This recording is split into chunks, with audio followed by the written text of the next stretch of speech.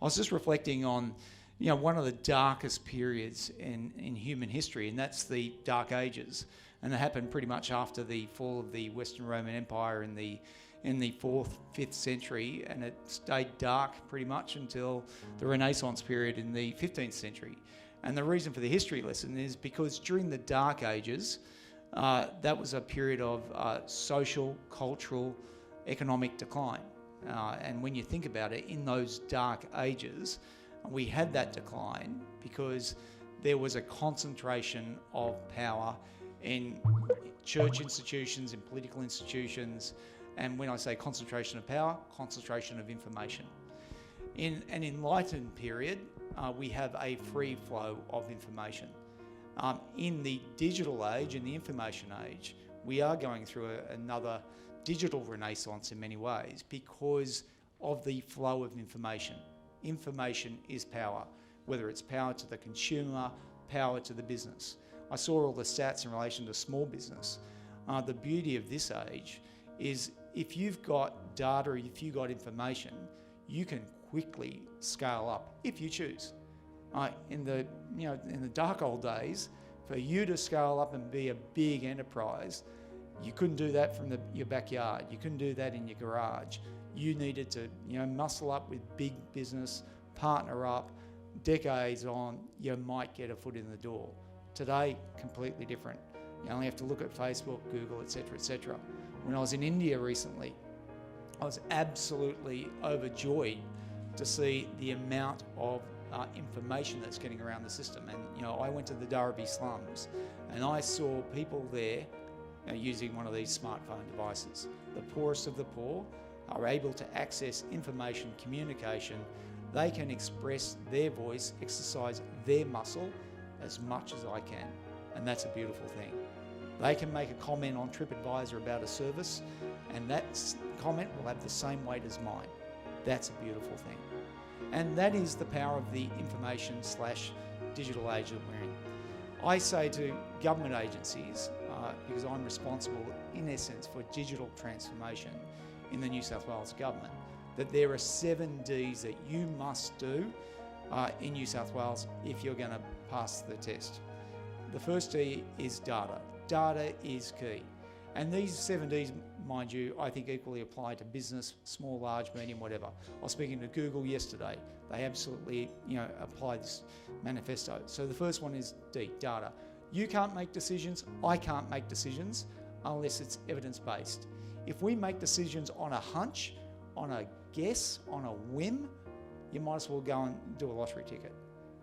If you're smart, you will get all the information that you can and then make an informed decision. Informed decisions are best decisions. It sounds like my time's up. Madam Speaker, I asked for an extension of time. The second D is it's got to be digital. I am absolutely sick to the teeth when agencies come up to me and they say, "Oh, Minister, we've got this great design for you, but that design involves filling out a form." I'm saying, are you kidding me? In 2016, we are still asking smart people to fill out forms? That is crazy. We are a smart state. We're a smart community. We are one of the quickest, earliest adapters of these things, and yet we still ask for forms. That has to change. Your business models, I respectfully suggest, needs to go digital. The other thing is real time. It's got to be direct, the third D. If you are in real time, then you can make real-time decisions. Traditionally governments, and I imagine you guys and medium enterprises, will rely on reports, historical reports that are years old sometimes. We still rely on census data that's collected every 5 years, but you think of how much society changes in 5 years. Census is more a historical marker than a predictor of the future these days, because things are changing. Yet we rely on old, antiquated reports to make information. How can we shape our future when we can't even measure today? So, get your data, get it digital, get it in real time. You get real-time data, you can shape your future far better than your competitors. The fourth D is it's got to be displayed. we're humans. We're not everyone here is an Einstein. As a result, we've got limited capacity to digest information. And within the information age, we are being absolutely bombarded with information. People say to me, "Oh, wow, things seem to move a lot faster than they used to." And I think that's true. And I'm sure previous generations said the same thing. But when you think about why things are moving faster, think about driving along a road. And if you see a line on a road, and you see the line every, kilometre, and you're travelling at 100 kilometres an hour, you'll say, okay, that's fair enough. You put another line at 500 metres, and then another line at 250 metres, and you increase the amount of lines, all of a sudden, it feels like you're going a whole lot faster because you're processing a whole lot more information. In 2016, we have got information coming out of our ears. That's why things seem, and in fact, are moving much faster than the good old days, as it were, when you'd have one paper that you could read, when the news cycle was a lot slower, when you had more time for your family and friends. Today, we need to process that information, and the only way we can do it, quite frankly, is through displaying it. So you've got to display, that's the fourth. The fifth is, in many ways, the most critical. It's got to be dissected. It's got to be analysed. You can have all the data in the world, quite frankly, but if you don't apply your brain over it and say, well, as a result of X, we should do Y, then quite frankly, you're wasting a resource. The sixth is DNA. You've got to make this cultural. It's one thing to say innovation, it's one thing to say I'm digital, but unless you really believe it and you start imparting it in every aspect of your business, and in my case in government, I'll give you an example during Q&As, then all you're doing is giving it lip service, and you're going to rapidly fall behind. The seventh is the third dimension. I'll finish with the future. If you want to really understand how this world is about to shake us about, have a look at holograms, have a look at Microsoft HoloLens, have a look at Magic Leap, see what these technologies are doing. And these are not in developmental phase anymore. The recent speech by the CEO, Brian Wallace, of Magic Leap, is indicating that they've taken over the production line of Motorola in Florida. And they have gone through research. They've gone through the alpha phase. They are now debugging production lines. Now, once this technology comes, if you believe even half the hype, this thing that transformed our lives, 7 or 8 years ago, this is going to be disrupted. And we're going to be, according to Magic Leap, we'll be using glasses. According to them, in an audience like this, within 3 years' time, 70% of us will be wearing glasses and engaging in a digital augmented world.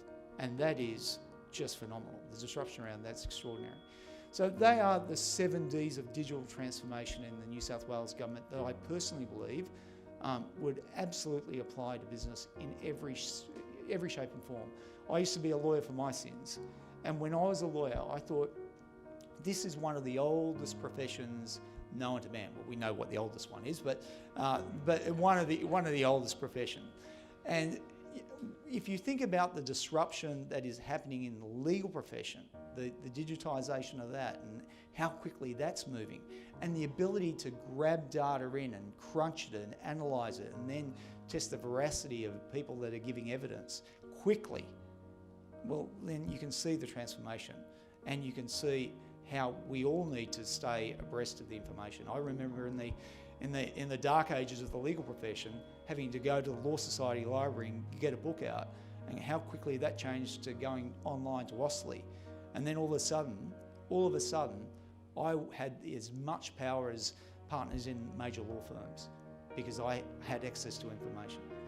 So that's just a quick snapshot of the absolute zealotry in which I am driving digital reform in the New South Wales government. I've got Kyle Loads here from the NRMA, and I'd like to have a shout out to Kyle because New South Wales government, in fact all governments, and we've got the best, I know we've got friends from Victoria here, but the reality is New South Wales government is the greatest government in the country, And it's not me that says that, thank you very much. It's not me that says that, it's ComSec, it's ANZ, it's all those independents out there. We have turned the economy around, we have turned the state around. And we will need to continue to move forward and fast. But the reason I say that is we need to work collaboratively with the private sector. You know, there is no chance on earth big organisational structures like government, which is a big ugly structure, or big organisations can go as fast as smaller business, smaller startups. You guys are much more agile. If we partner, if we collaborate with organisations like the NRMA, who are far more agile, far more able to move to the market and to cater to the market, then we can drive better outcomes. And one example with NRMA is, and one example of innovation is a fuel check app that we'll be launching in the not too distant future, in the weeks ahead, where NRMA are going to be championing that. And that's an example where I've said to every petrol station in New South Wales, you know, gone is a day where you hold all the information in relation to petrol prices behind the scenes and you lock it up amongst the oil industry. We now want to get that information so we can share it with consumers, because information is power, going back to the light age.